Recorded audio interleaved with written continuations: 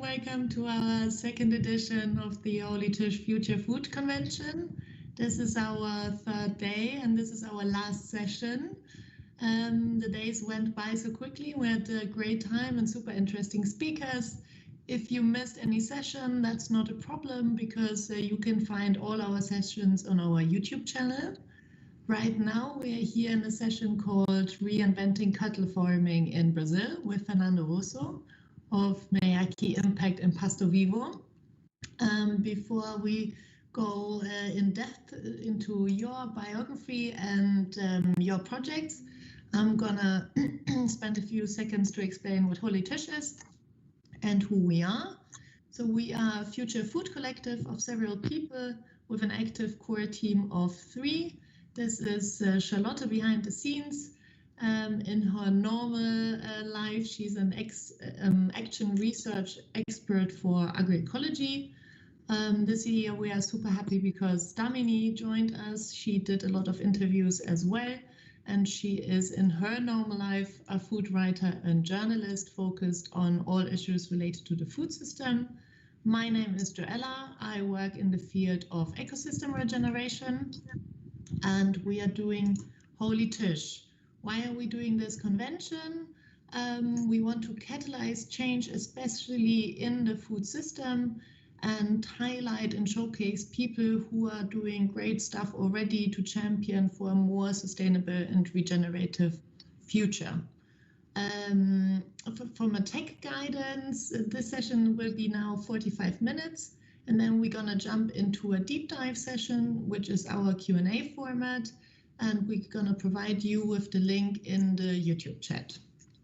Okay, hi Fernando. I'm super excited that you are here with us. And I'm super excited to hear more about your new project, Pastor Vivo. And I think before we jump into that, I would like you to introduce yourself a bit further. Hello, Jella. It's a pleasure to be here. So Fernando, I'm the manager of Meraki Impact. Meraki Impact is the family office that we created. I created together with my family, with my father, after selling my own startup and my father selling his business in 2016. So it's been 5 years. We decided, okay, how can we move all the assets we have under management, all the investments, all the capital we have, aligning these with the sustainable development goals. No? So this is the concept of impact investing, which is what I do.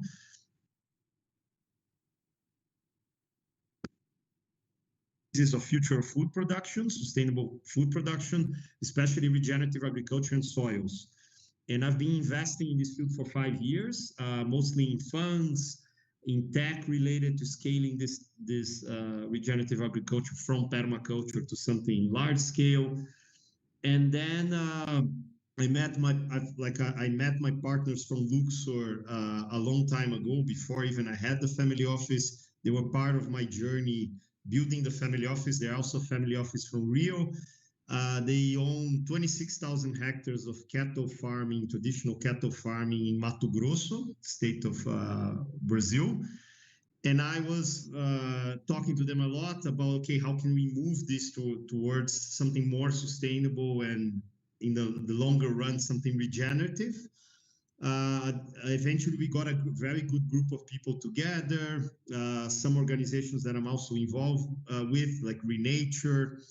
We got Embrapa, which is the Brazilian Soil Agency, the Savory Institute, and Preta Terra, who are the big agroforestry implementers in Brazil. We did a field trip to the farms just to look and see what type of pilot we could start there. And then we decided to build Pasto Vivo, which is like, I bought half of one of their farms, 1,200 hectares.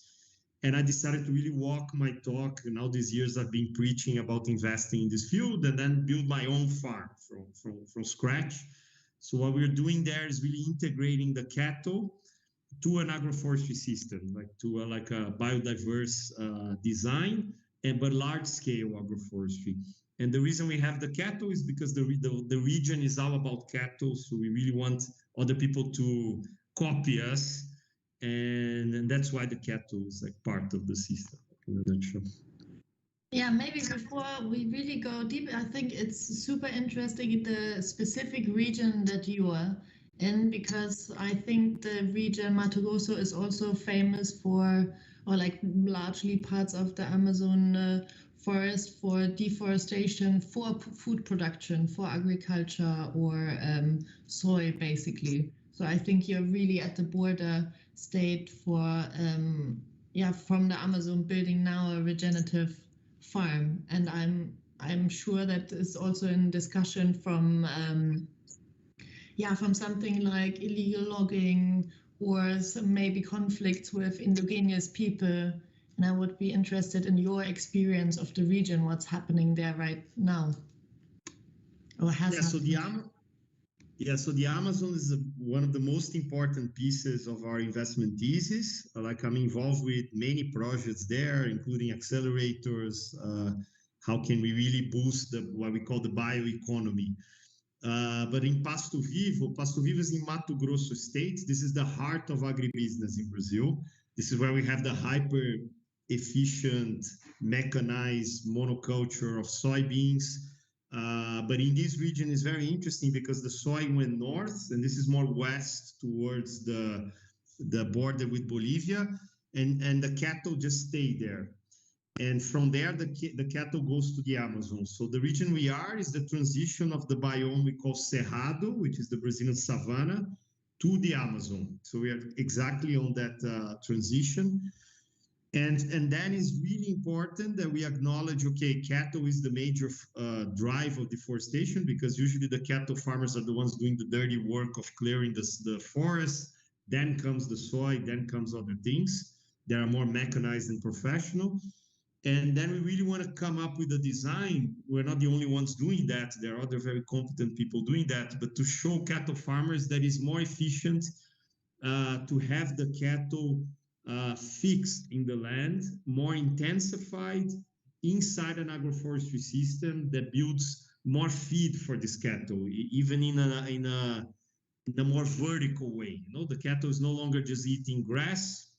The cattle is eating grass, in our case, also with beans. And then there are other plants in the system that are going to serve as feed for the cattle. The cattle is going to have shade, is going to have more animal welfare in a way that you can have more heads of cattle per hectare. Because the tragedy in the Amazon, that we're doing this super inefficient cattle ranching there, which is like almost like 0.5 animals per hectare, which is insane. So there we're just deforesting, bringing the cattle. We have maybe 2 or 3 seasons of healthy pasture because of all the biomass that we have from the forest. And then this land gets degraded, and then they go to a new land, and this is the cycle of destruction. So we're trying to show that this can be different. Yeah, because I also read on your website, I think of Meraki, that you really also focusing on smallholder farmers and indigenous people and how to empower them and how to give them to be regenerative again, right? Yeah, like many of the projects that we are doing in organizations that we are involved with, like Renature, they are platforms to scale agroforestry. And then, like, I'm also involved with farmers from the Bahia region, for instance, Northeast, and this is cacao. This is more like towards smallholder farms. On the region that we are, Pasto Vivo, this is professional agribusiness. This is like huge farms. Like you can hardly ever see a smallholder there anymore. But we feel it's really important to showcase a project that is large scale.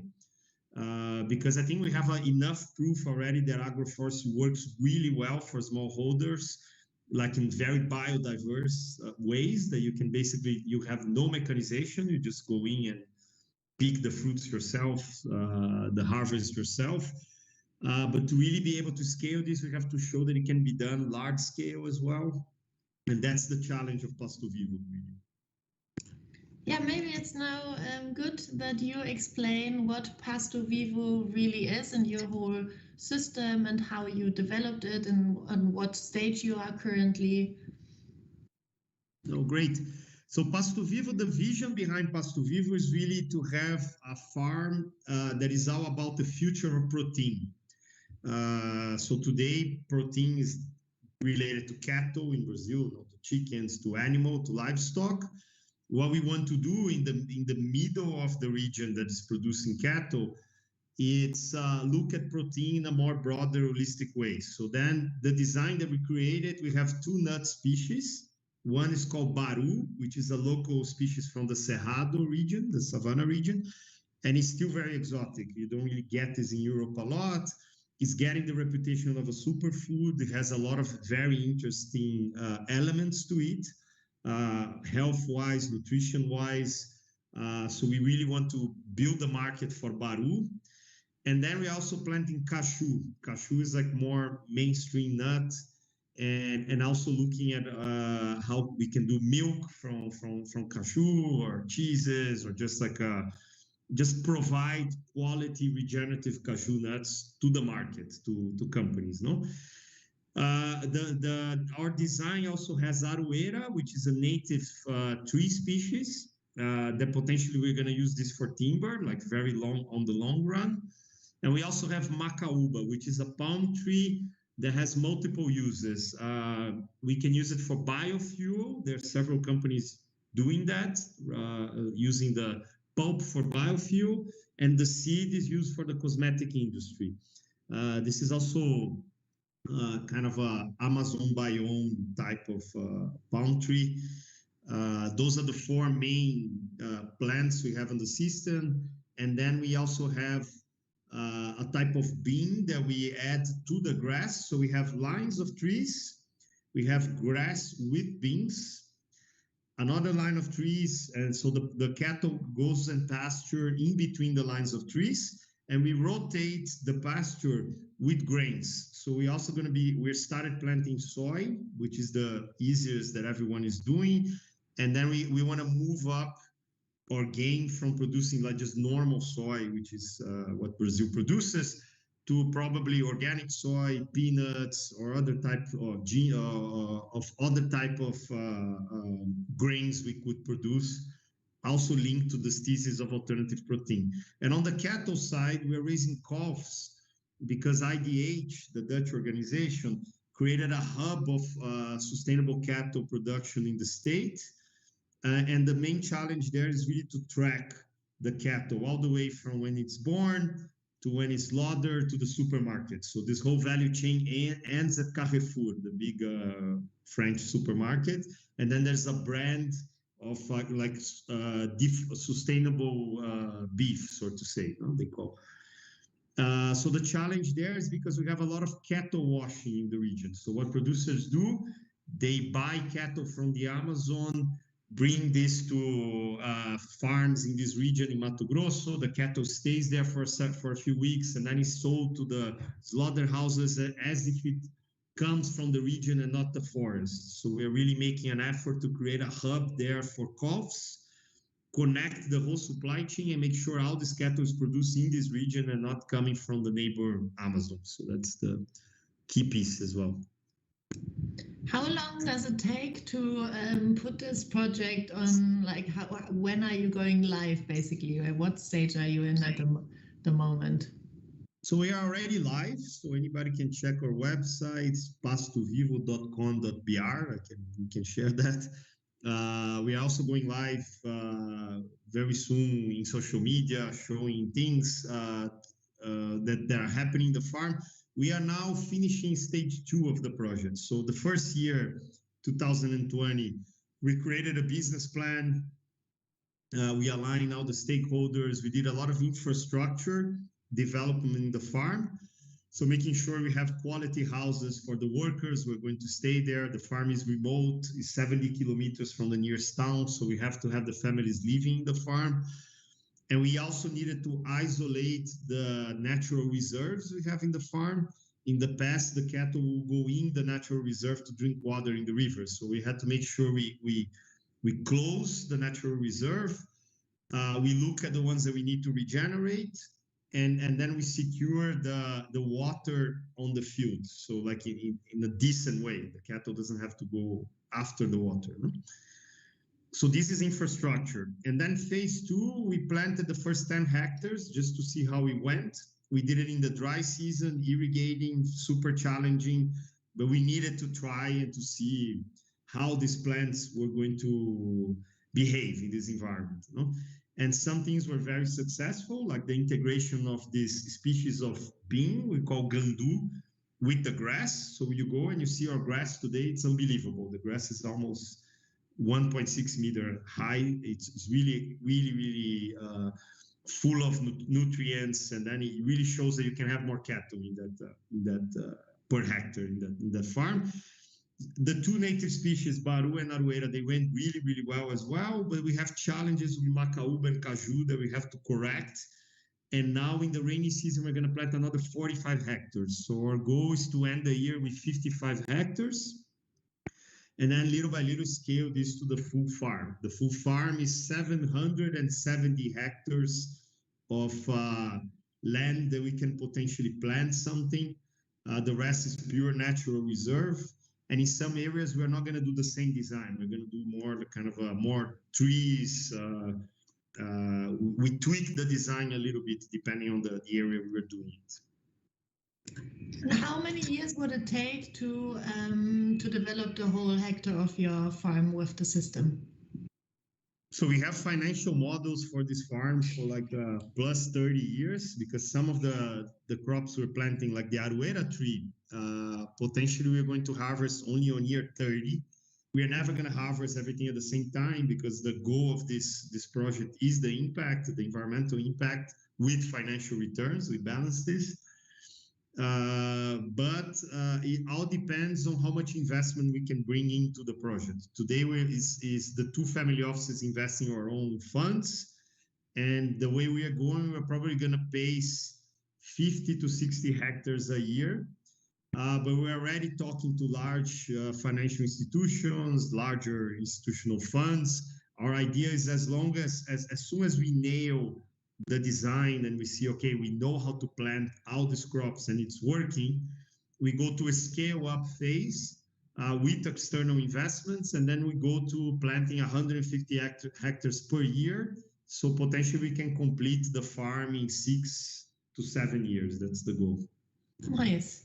And as I understood, it is also a little bit of a demo showcase site to prove that this system is working and to really make a paradigm shift to the normal cattle farming, or what you described before already, what leads to biodiversity loss and deforestation, right? Yeah, there's a lot of challenges still. So this is not the only design that can be made. No, we also want to, that's the reason also we have different designs in the farm. Sometimes we go more simple. There are a lot of people in Brazil already doing rotating grains with cattle. So they do soy, they rotate this with cattle, and they have eucalyptus trees. That's the most simple version of what we do, no? Which is already great compared to the normal version of it, which is just like destroying the forest and just raising cattle. No? What we want to do is like one step above, and we really want to prove that in our financial model, the nuts, it's the core of the business, no? And also the timber. So at one point, we create a farm where it's irrelevant to have cattle. Maybe we need it because we want the biomass, we want the compost, we want to keep it there for some reason, but it's not the money-making thing, you know? So that's the idea. So we evolve with the future of proteins, moving out of livestock, but with livestock, because livestock is the reality today. I think I get a lot of debates with the impact investing community in Europe, especially. In Europe is really strong, the Let's Go Vegan movement. But this is not a reality if we want to solve the problem of the Amazon, thinking that everyone is going to go vegan in the world is not going to solve it. We don't have that time. It's great if Europeans go vegan because they can, amazing. But like the reality is that cattle exists and we need to address it. And these people who are raising cattle there and destroying the Amazon, they are not criminals. They're just like poor farmers who are trying to make a living. We just have to find a way to waste. That's the message, I think.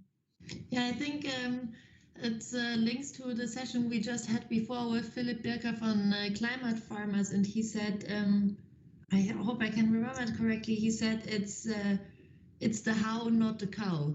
So not everybody has to be a vegetarian or vegan. It depends on how, on what system, and if it's a regenerative system, how cattle is implemented in a larger food production or food system.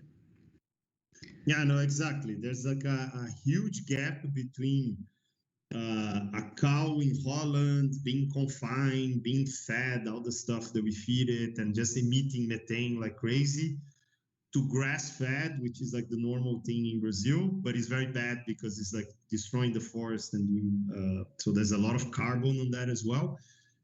To have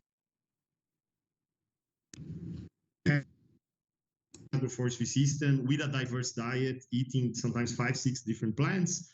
And now we also have a lot of innovation on supplements we can give to the cattle, especially around seaweed, that reduce the level of methane. So there are a lot of things we can do today for the animals to be more healthy and less damaging to the environment. They're still not going to be like, we cannot have the consumption of meat on the levels we have today, but we can also have a better solution to producing meat. That's what we're aiming to do.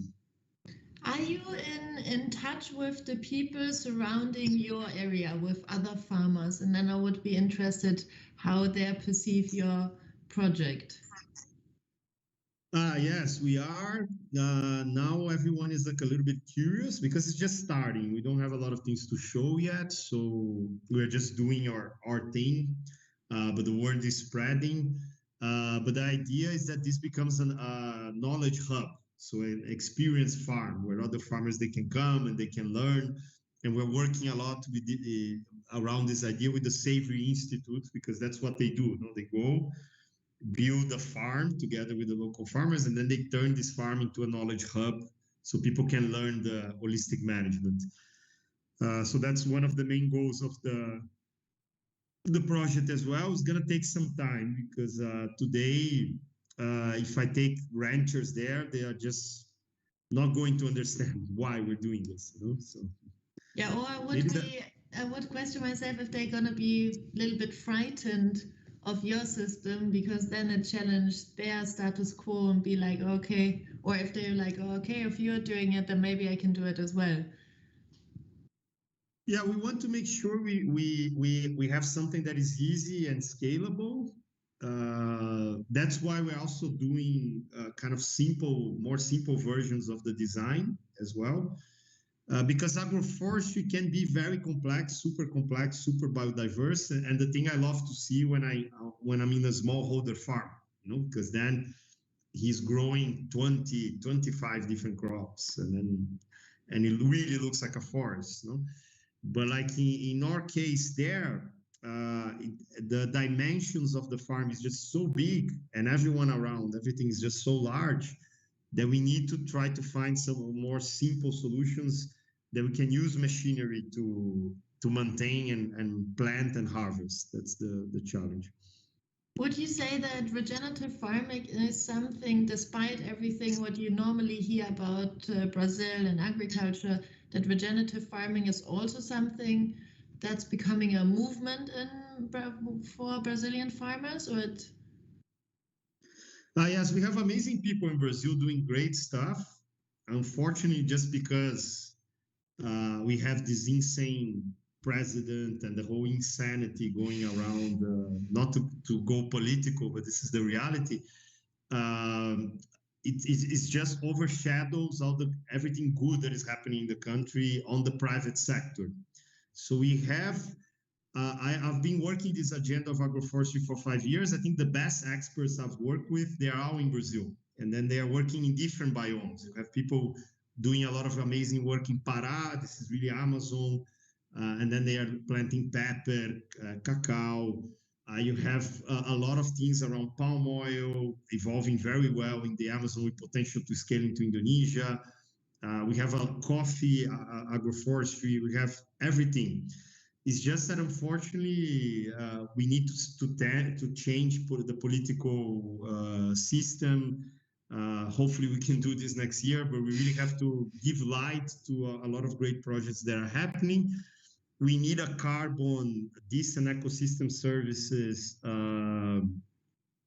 way of these farmers to monetize the get paid by the ecosystem services they're generating. This is a global challenge, but in Brazil is even harder because you cannot even get together a carbon protocol exchange protocol because there's no interest of the government to do that. So now it's really complicated, but we just have to do the work. There's no other way. No? Bolsonaro eventually is gonna die. He's an angry man, so this is gonna happen soon. So we really have to keep on going and then scale these things. Other question from my side would be: is it easy to find routes to market for all your products? Now, that's one of the major challenges in agroforestry in general that I see, because our supply chains, they are built to fit the model of the green revolution, the old model of monoculture. So often when I work with the farmers in Bahia, they are tapped to the cacao supply chain, but they're producing beautiful açaí and they don't have anyone to sell the açaí. Then you go to the north, Amazon is the opposite. They have beautiful cacao. They're selling the açaí and they're not tapped into the cacao supply chain. For us in Pasto Vivo, the challenge is, okay, the supply chain for cattle is there. There's need for calves. We're going to sell this like very easily, but we're going to have to build the whole nut supply chain there, like we're going to have to tap into something and then just be able to do that.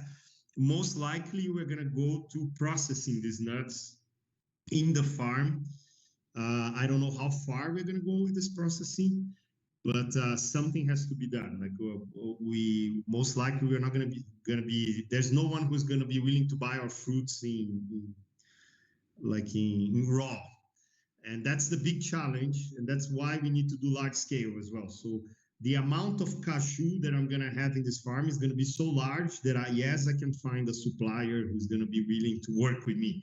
If I was just a smallholder farmer trying to do that, then I'll be left with all these products and no one to buy. So that's the challenge. And would you prefer then to sell your products in Brazil or export it everywhere? Or depends? It depends on the market. It's normal now because the Brazilian real is really, really low. The economy in Brazil is struggling, everything, the currency is struggling. So a lot of people are exporting. So, and then we are not far from ports there that are exporting soy and cattle and all that. So it will depend. I'm very interested on the opportunity of alternative plant-based protein in Brazil because it's so insane the way our food system works that, okay, the Brazilian market is always also demanding more vegetarian, more vegan options. The vegan movement is big in São Paulo and the big cities.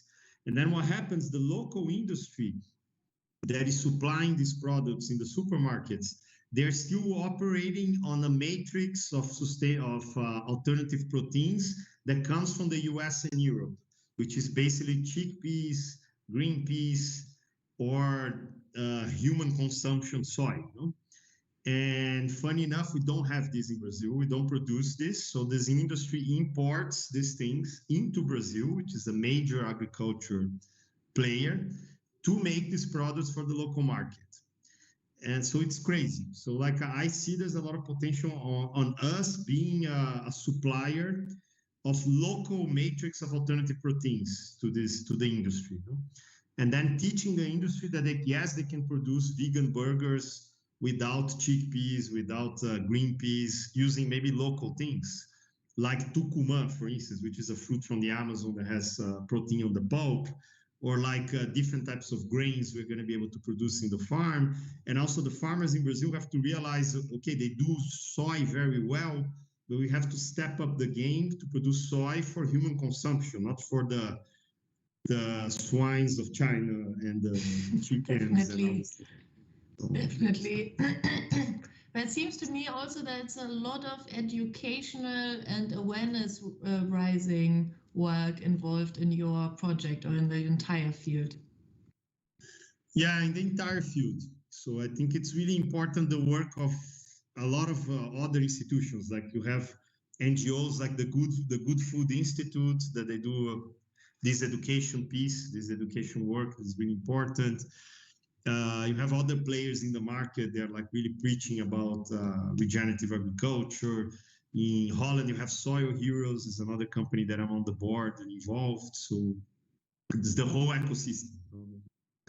And would you say that because your Meraki Impact is based in Amsterdam, would you say there, because I know Netherlands is always so famous for being so forward with the sustainability movement, is it also in terms of investment for nature-based solution? Is there a huge demand for it at the moment?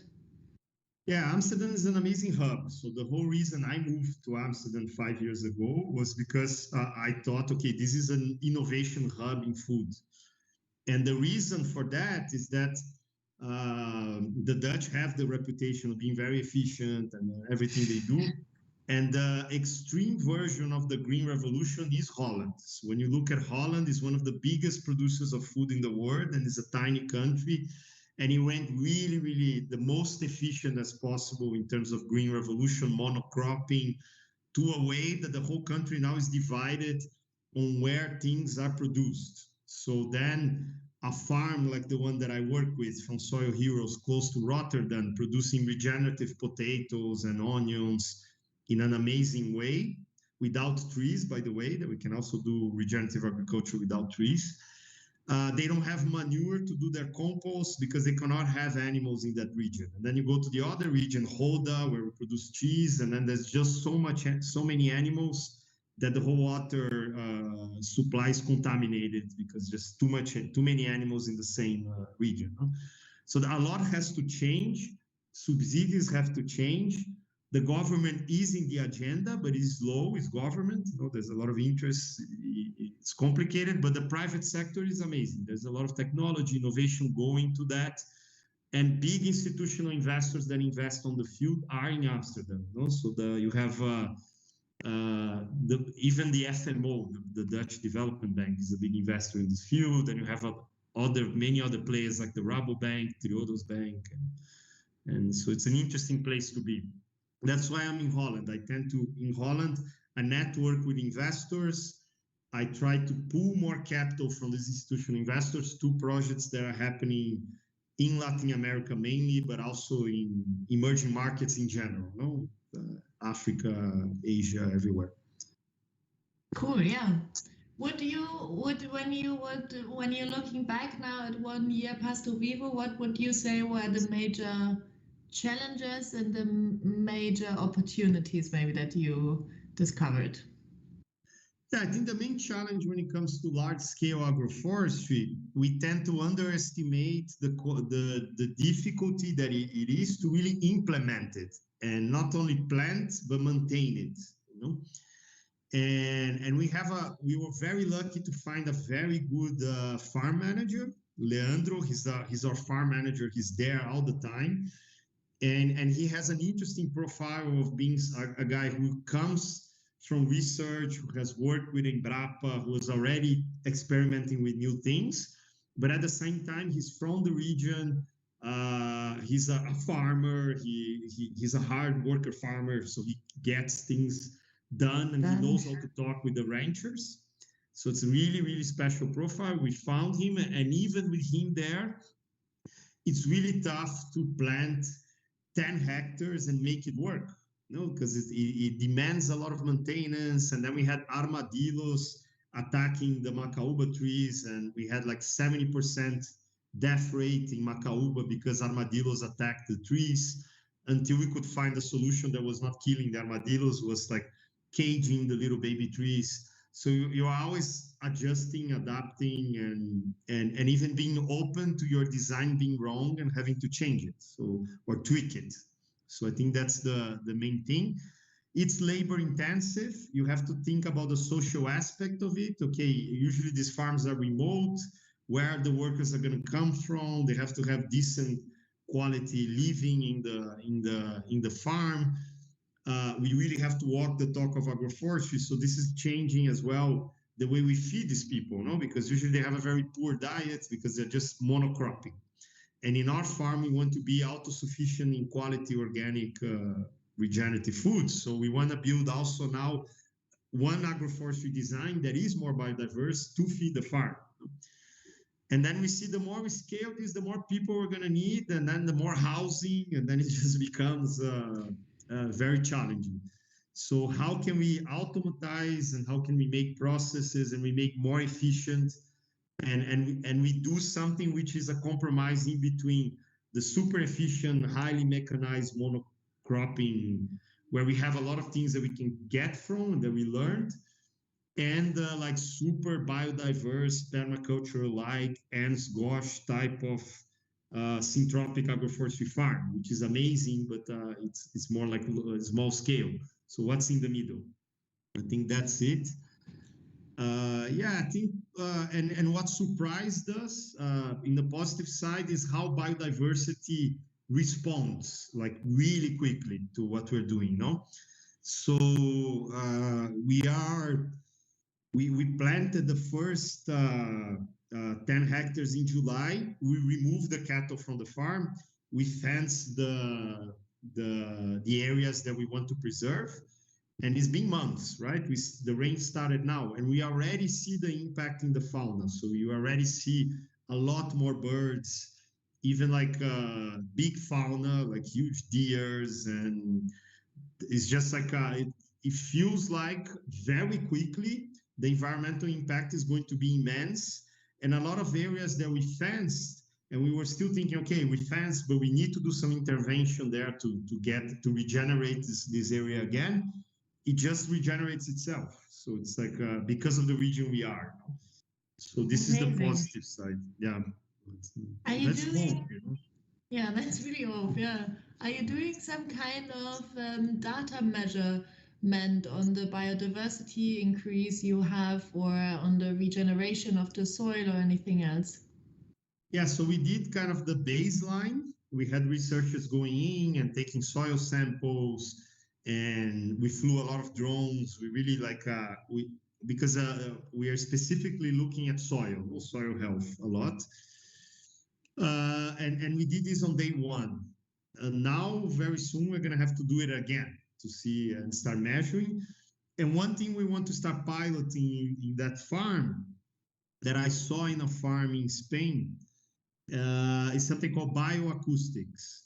So it's really like, you know it. Yeah. So then I can reach out to you and see how we can do that in Brazil. Because I love that system, because it's like very simple way of measuring biodiversity without me having to send a battalion of researchers to count bugs in an area that is the size of the city of Amsterdam. Yeah, so maybe we have to explain for the audience what bioacoustics. Maybe you want to do that quickly, because otherwise it's a nerdy talk between. Yeah, so bioacoustics is a simple, you put very highly sensitive microphones in the farm, and you listen to the sound. And then you measure the decibels, and basically it's insect, and it's so interesting. You put this in a monocrop normal farm, there's silence, and then you put this in a farm that in transition, you start having increase of noise, and then you put it in a forest like it's really, really loud. And sometimes you put in agroforestry systems, it's even more loud. It depends on the system.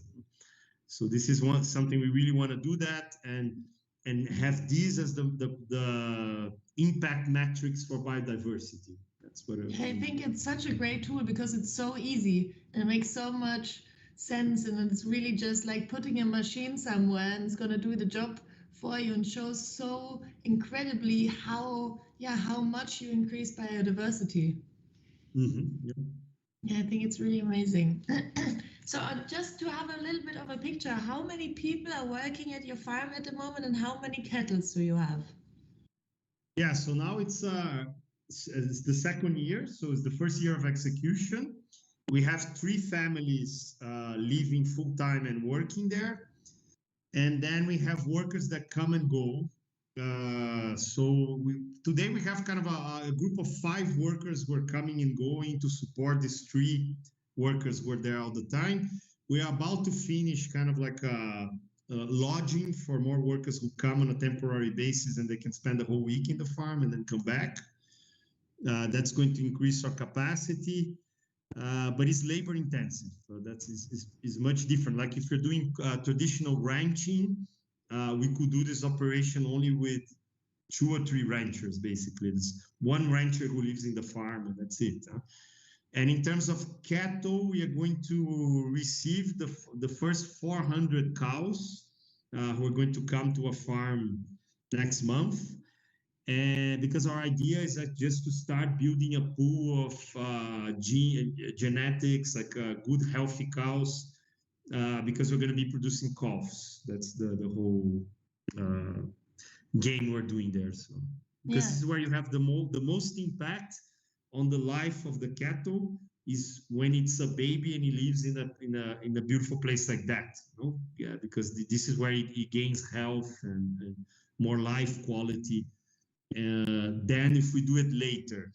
And also if we do it later, we are not sure we're going to be buying calves in the market. Where are these calves coming from? Are they coming from the Amazon or not? So it's more complicated. That's what we want to do.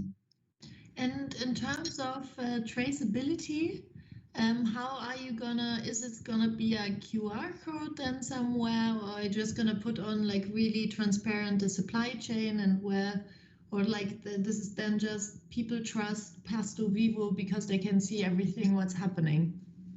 Yeah, now the importance is that we are part of the supply chain that was built by IDH, and they already built actually a very interesting calf hub, which is like 5-6 hours away from us because everything there is like huge and far.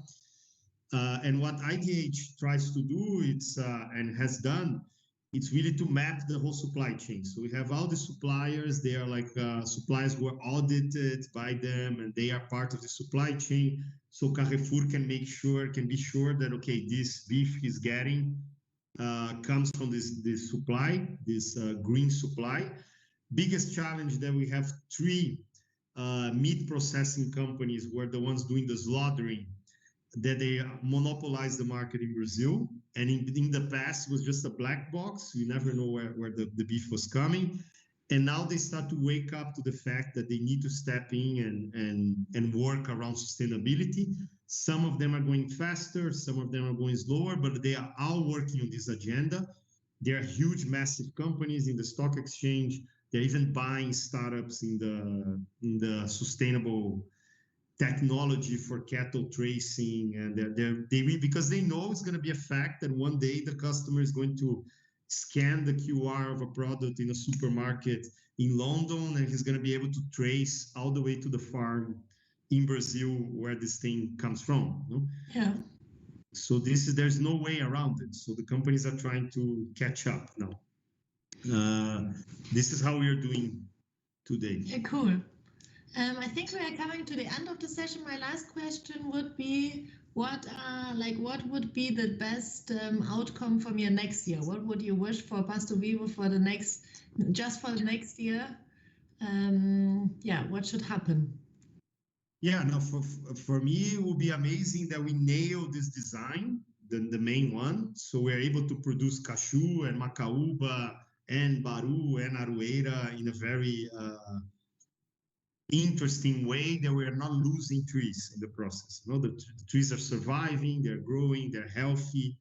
We already proved that we can do the grass with the beans and the other 2 species. I want to see the whole design working. And then I want to be able to have a very good team and everybody trained with the Savory Institute holistic management. And we have the first cow operation working and functioning smoothly. And very soon, because we need, as we plant these systems, they need to mature a little bit until we can introduce the cows in the system. Luckily, in the farm, we have one area that we already had really nice lines of trees that we kept it, and we are just planting more trees. But there we can start piloting already the idea that we can produce grains in between the tree lines and rotate this with cattle. So this is, and if we can do this in a very efficient way, it's going to be game changing for the region, no? Because then I don't have to tell my neighbors that they cannot do soy, they cannot do cattle. I'm going to tell them, yes, you can, and in this system, in a better way. Yeah, then you can just take them over to your farm and show them how it works. Yeah. Okay, Fernando, thank you so much. For the audience, we're going to provide you now with the Zoom link and the YouTube chat, and you can ask Fernando questions in the deep dive. Thank you.